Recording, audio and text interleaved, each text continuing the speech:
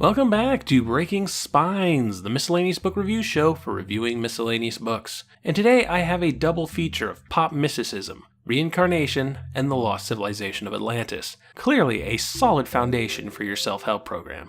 Atlantis, of course, has been a subject that has enticed people for centuries, originally referenced in the writings of Plato, where it was an invading naval power going against Plato's allegorical concept of the state, ancient Athens.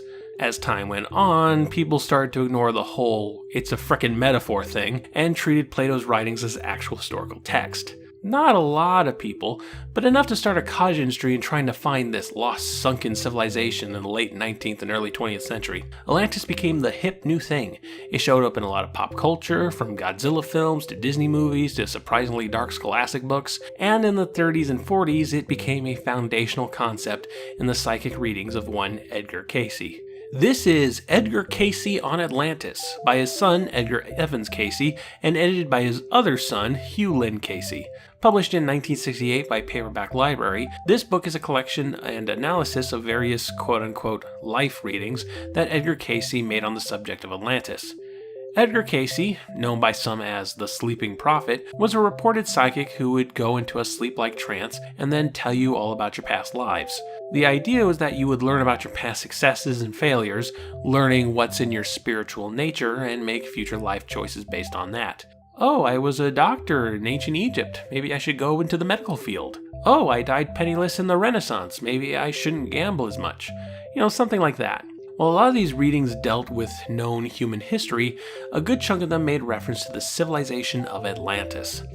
These references were scattered among 2,400 life readings, and here, 20 years after Cayce's death, his sons got together to gather these fragments and puzzle piece them together into a cohesive history of the lost civilization. Presenting this history would not be easy, as it required the reader buying into two assumptions. One, that the existence of Atlantis is at the very least possible, and two, that Edgar Cayce was a legit psychic. The first chapter of the book is dedicated to a summary of all the theories and evidence of Atlantis gathered by the mid-60s. It doesn't present anything conclusive, but there are things like similarities between two cultures separated by the Atlantic Ocean that tries to make it go, I wonder how that happened.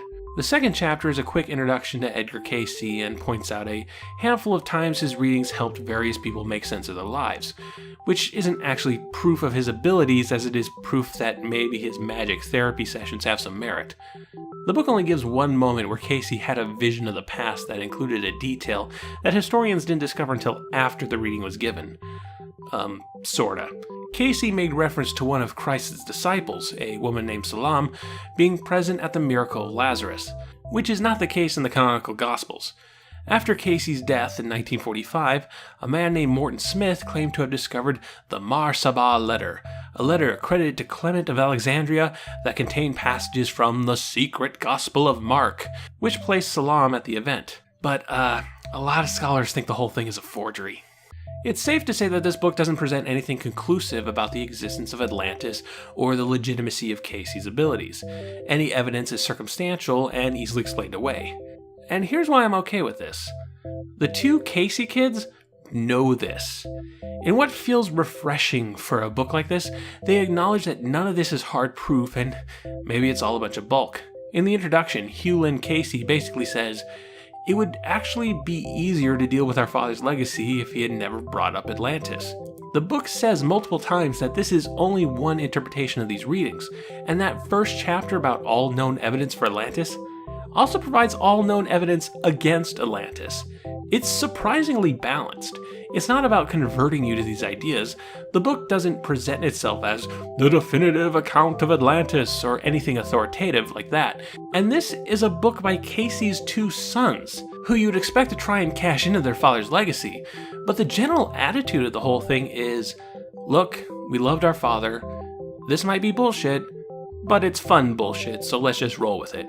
It's such a refreshing attitude to take to mystic matters like this. I was ready to approach this book as a snarky skeptic, but it basically says, yeah, we get it, and you can just groove the narrative.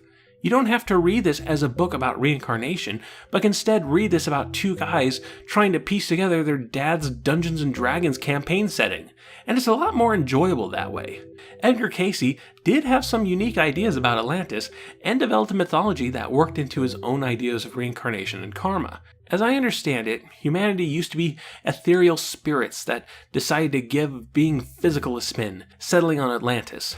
From there, they developed incredible technologies, electricity, flying machines, maybe even nuclear power. But ideological conflicts arose and Atlantis split into two parties. The sons of Belial believed in the South, which caused them to exploit the Earth and its life forms, eventually becoming fused with the material plane, having lost sight of their creator. The sons of the Law of One sought to remedy this by creating vessels, human bodies, which allowed the spirit people the means to reconnect with the creator and the spiritual plane. Human bodies allowed do-overs, aka reincarnation. You know, taken as a fiction, this setting reminds me a lot of Doris Lessing's Shikasta, which is also about alternative histories, spiritual conflicts, forgotten civilizations, beings with 1,000-year lifespans, and reincarnation. This is some neat world building, but most of the substance comes from the interpretations of Cayce's life readings, not the actual life readings themselves. Most of the middle of this book consists of passages from the life readings copied and pasted wholesale, and they're not really that fun to read. It's mostly word salad, mixing in equal parts sentence fragments and run-on sentences that don't really say much. It reads like Lucky's monologue in Waiting for Godot, something that sounds almost intelligent, but it's really nonsense. The Cayce kids basically pick through it for proper nouns and any semblance of a narrative, and they do a decent job bringing it all together as a single story. If their interpretations weren't there, I probably wouldn't have finished this book. Oh, also, Cayce had some really gross racist ideas. He thought, like, all races stemmed from 5 groups, and, like, the groups had a hierarchy, and it's not nice. Like an actual story, this book ends with a moral, that the conflicts that wrecked Atlantis, the development of destructive technologies, a disconnect from our spiritual roots, that's all happening again here, in the modern day of 1968. That sounds a bit gloomy, but we are talking about the heights of the Cold War. We all assumed we were 6 months away from Armageddon anyway, unlike today, where we all assume we're a year away. So would I recommend Edgar Cayce on Atlantis? Well, I don't think it's worth hunting down, especially since it doesn't appear to be the cheapest book in the world. I've seen hardcover editions going for $50, but if you're like me and stumbled onto it for a quarter at a thrift store, it may be worth considering. The way Cayce's sons are open about how unlikely all of this is lets you take it in however you want to. If you're really hardcore into the subject of psychic powers or reincarnation or Atlantis, you can take it seriously if you want. If you scoff at all that, you can still appreciate the tales the Cayce brothers managed to weave from their father's accounts. At the core of this book is an interesting bit of science fantasy world building that you could probably set some pretty dang good stories in. At 170 pages, it's a quick, breezy read, and I'm honestly surprised how much I enjoyed it. Still, if you want this kind of thing done by an actual writer, I do also recommend Shikasta.